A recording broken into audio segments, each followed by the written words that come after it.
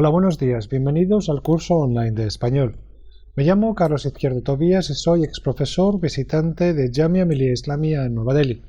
Ahora nos encontramos en el módulo 26 del paper Historia de la Literatura Hispanoamericana 2. En este módulo vamos a hacer un repaso por la prosa del siglo XX hasta los años 40. Comenzamos hablando sobre los cuentos de Horacio Quiroga. Horacio Quiroga fue quizá el prosista más destacado de su tiempo e indudablemente el primer gran cuentista contemporáneo. Aunque Baldomero, Lillo y Acevedo Díaz son anteriores a Quiroga, hay que tener en cuenta que éste publicó sus primeros cuentos antes que los de el chileno Lillo y que el uruguayo Díaz solo escribió el cuento El combate de la tapera, mientras que el autor que nos ocupa creó alrededor de 200 relatos. La obra de Quiroga cubre todas las tendencias de la época: el modernismo, el posmodernismo, el criollismo, el regionalismo, el relato fantástico o de terror, etc. Quiroga nació el 31 de diciembre de 1878 en Salto, Uruguay. Su vida estuvo salpicada de constantes tragedias que explican por qué la muerte es el tema fundamental de su obra. De hecho, escribe Oviedo, la febril confluencia de la vida y la obra de Quiroga recuerda a Kafka y O'Neill. El padre del escritor que nos ocupa se disparó accidentalmente y murió cuando Horacio solo contaba con 1 año de edad. En 1896, su padrastro se suicidó con un disparo en la boca. En 1901 fallecieron 2 de sus hermanos y en 1902 Horacio mata por accidente a su amigo Federico Ferrando cuando éste se preparaba para un duelo con otro hombre. En 1915 se suicidó en Misiones su esposa Ana María ingiriendo un veneno que la mantendría agonizando varios días. En 1937 Quiroga mismo se suicidó bebiendo cianuro al saberse enfermo de cáncer. Su carácter iba formándose bajo la influencia de estas tragedias y siempre empujado por sus intereses literarios por un lado y por sus preocupaciones científicas, técnicas y deportivas por otro. Es a partir de 1896 que la literatura se convierte en su actividad principal. Podemos destacar de esta época que funda en 1899 el semanario Revista de Salto. En 1900 visita Buenos Aires y después decide ir a París, donde lleva una vida de tertulias y cafés y conoce a Rubén Darío, Gómez Carillo y Manuel Machado. Pero pronto se queda sin dinero y regresa, aunque con su diario de viaje a París. En Montevideo funda con otros el consistorio del Gai Saber, cuyo espíritu de simbolismo y decadentismo impregna la aparición de Los arrecifes de coral. En 1903, Quiroga se une al profesorado argentino y forma parte en calidad de fotógrafo de la Expedición Estatal de Estudios de la región de San Ignacio de Misiones. Con la experiencia de la expedición, decide dedicarse al cultivo de algodón en el Chaco tras la publicación del libro de cuentos decadentista El crimen del otro. Oviedo se pregunta por la razón que le empujó a tomar tal decisión y sugiere que aquella bien pudo haber sido el desafío que el mundo extraño de la selva suponía para él. Sea como fuere, no le fue tan bien económicamente y se vio obligado a regresar a Buenos Aires en 1905 y continuar su labor de profesor. Allí atiende tertulias literarias y colabora con revistas como Caras y Caretas o el periódico La Nación. Pero al año siguiente compra tierras alrededor de San Ignacio y continúa también su vida literaria. Allí investiga sobre el comportamiento animal y aplica sus conclusiones a su análisis de la vida humana. Publica en 1908 las novelas cortas Historia de un amor turbio y Los perseguidos, que resultan un fracaso. En 1909 se casa con Ana María Cirés, a la que empuja a una dura vida doméstica y con la que desarrolla una relación de dominación de esposo-padre a esposa-hija. Tras el suicidio de Ana María y el fracaso de sus nuevas aventuras comerciales, regresa a Buenos Aires. En 1917 se convierte en el secretario del Consulado de Uruguay y publica Cuentos de amor, de locura y de muerte. Le siguieron Cuentos de la selva, El salvaje y Anaconda. En 1920, siguiendo la idea del consistorio, fundó Quiroga la agrupación Anaconda. Comienza así una década de reconocimientos en la que se convertirá en un maestro del cuento. Ve algunos de sus relatos traducidos al inglés y al francés, otros publicados en España en la selección La gallina degollada. En Buenos Aires aparecen El desierto y Los desterrados. En 1927 se casa con María Elena Bravo. Se instala en la selva misionera como cónsul en San Ignacio. Los años siguientes están marcados por la soledad, la decadencia física y problemas económicos. En 1935 publica su último libro de cuentos titulado Más allá y al año siguiente regresa a Buenos Aires con una grave enfermedad sin remedio. En 1937 termina suicidándose. Vamos a hablar ahora sobre la novela naturalista y regionalista.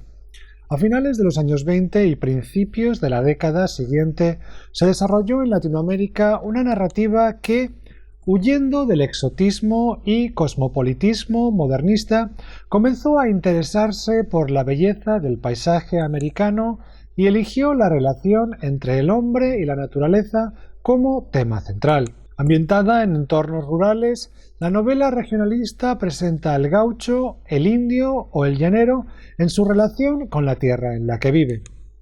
La fascinación por el paisaje americano se remonta a la época del descubrimiento y la conquista y su inventario de la geografía del continente.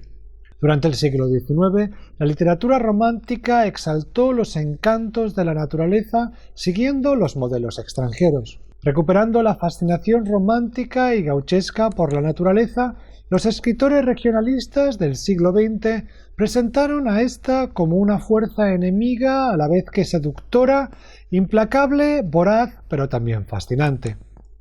Esta tendencia de la literatura hispanoamericana supuso, sin embargo, un desvío original y novedoso de los modelos extranjeros e inaugura una narrativa propiamente americana en la que los ríos, selvas y llanos del continente se tornan protagonistas. El tema central de estas novelas son los conflictos entre la civilización y la barbarie, la lucha del hombre contra la naturaleza. El realismo del siglo XIX es uno de los referentes del estilo de estos relatos, aunque con gran influencia del modernismo. Las tres grandes novelas de esta tendencia son Don Segundo Sombra, de Ricardo Guiraldes, La vorágine, de José Eustacio Rivera y Doña Bárbara, de Rómulo Gallegos. El mundo de Don Segundo Sombra es uno difunto que ha de ser reconstruido con una minuciosidad arqueológica. Los primeros gauchos fueron mestizos descendientes de españoles e indias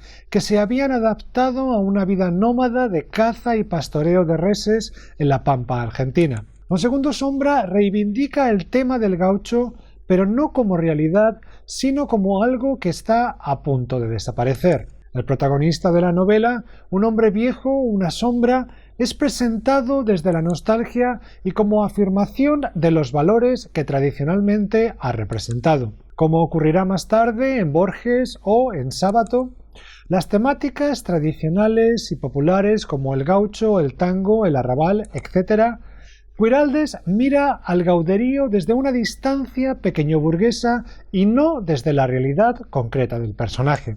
Publicada el 11 de agosto de 1929, Doña Bárbara es una de las cumbres de la literatura regionalista. Su autor, Rómulo Gallegos, nació en Caracas en 1884 y falleció en 1969. Representó al intelectual latinoamericano del momento con sus ideas liberales y regeneracionistas. La novela nos habla de las tribulaciones de Santos Luzardo, un terrateniente que tras estudiar Derecho ha regresado a la llanura venezolana para tomar posesión de su hacienda.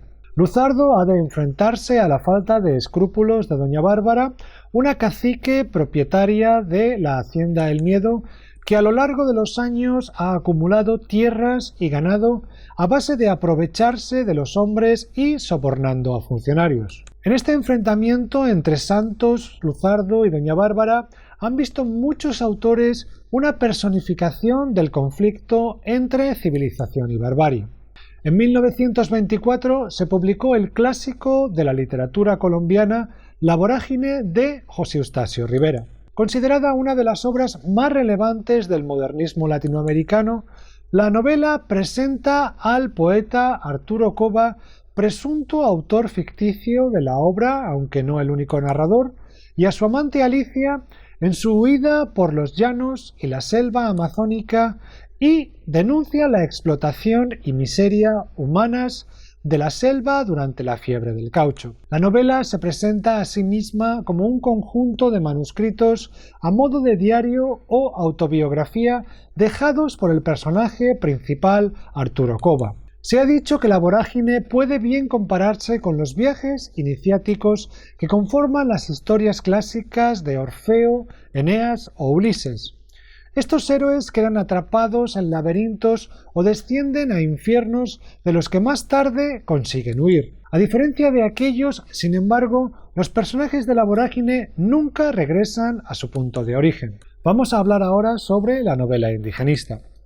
La noción de mestizaje había sido un intento de superar las contradicciones discursivas de la dicotomía civilización y barbarie. El indigenismo es una variante de esta noción de mestizaje. En 1925, José Vasconcelos publica La raza cósmica, obra de gran influencia en la que el autor, en términos hegelianos, sugería que la raza hispanoamericana constituía el encuentro y culminación de todas las razas anteriores. En la década siguiente, el indigenismo es teorizado como lo autóctono en contraposición al culturalismo del criollismo sublimador. En la corriente indigenista de la literatura, el indio no es el héroe de la exaltación romántica, sino el real que vive discriminado y es víctima pasiva del progreso económico. La civilización es para los autores de esta tendencia fuente de injusticia social. Ave sin nido de Clorinda Mato de Turner es considerada por Aida Cometa Manzoni y Rodríguez Luis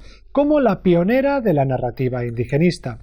Autores como Rodolfo Borrello consideran la obra de Arguedas Raza de Bronce como la precursora de la novela indigenista. Raza de Bronce compila y renueva muchas de las preocupaciones que su autor había mostrado en Guataguara y Pueblo Enfermo. El argumento de Guataguara y Raza de Bronce es bastante similar.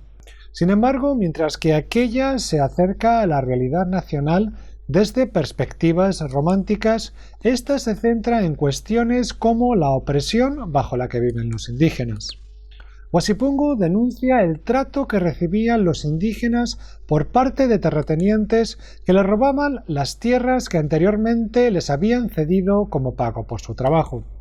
La palabra se refiere a la parcela de tierra donde construyen los indios sus humildes viviendas. El mundo es ancho y ajeno de Ciro Alegría ofrece un mural de la vida peruana pero desde fuera de la urbe. La novela se acerca a la comunidad de Rumi, un pueblo indígena de raíces ancestrales que vive en la Sierra Norte del Departamento de la Libertad. A través del sufrimiento de esta comunidad debido a la hostilidad del poder gamonal que representa Álvaro Amenábar, que desea apropiarse de las tierras de los indios, vemos cómo se enfrentan la tradición contra la ley, el ailu contra el latifundio, el espíritu de justicia contra el capitalismo, la solidaridad contra la codicia, una América indígena contra las exigencias de una modernidad venida de fuera, etc. Vamos a hablar ahora sobre la novela de la Revolución Mexicana.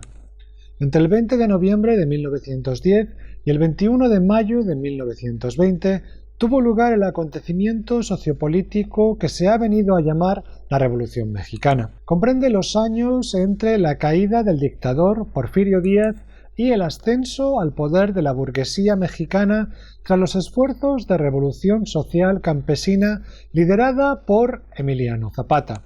Muchos textos sobre la novela de la Revolución Mexicana citan la definición que Antonio Castro Leal hace de la misma.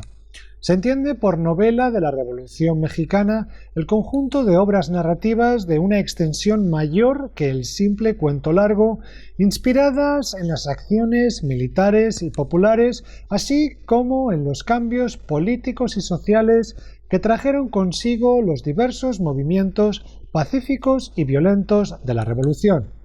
La novela de la Revolución se alza como una forma de expresión auténticamente mexicana apartada de las formas extranjerizantes. En palabras de Leticia Marga Garza Falcón, la Revolución Mexicana tambalea el antiguo sistema social y da pie al surgimiento de una nueva epopeya que se refleja en la literatura, obligándola a desprenderse del estilo naturalista de la literatura francesa que prevalecía entonces. Esta literatura toma el movimiento revolucionario como fuente de inspiración y describe de forma seria y realista los acontecimientos que estremecieron la vida social y política de México durante el periodo que comienza con el levantamiento de Francisco Ignacio Madero contra el régimen de Porfirio Díaz. La mayoría de los autores de estas obras participaron activamente en los conflictos armados. El estilo de las novelas de esta tendencia es directo y esquemático, poco retórico y muestra un sentido de lo absurdo y la ironía. Esta novelística antirromántica revela el escepticismo y la angustia moral de unos escritores decepcionados con una revolución que no ha sabido materializar sus ideales. Destacamos aquí Los de abajo de Mariano Azuela. En su análisis de Los de abajo, Marta Portal insiste en la persistencia del mito en la novela. Portal ilumina sus pensamientos sobre la condensación y dilatación del tiempo en la novela que nos ocupa con las reflexiones de Mircea Eliade, que opina que el mito pervive en la literatura contemporánea por medio de la voluntad o deseo de acceder a otros ritmos temporales. El personaje principal de la trama, Demetrio Macías, también está creado con los materiales del mito. Si las aventuras del héroe mitológico clásico muestran a un héroe que convive con semidioses en un proyecto de redención colectiva, en la novela de Azuela el héroe busca valores en un mundo en decadencia. Es por ello que cuando Demetrio regresa a su hogar se encuentra con una mujer envejecida, hecho que refleja el propio cansancio moral del protagonista. Y terminamos aquí este repaso. Muchas gracias.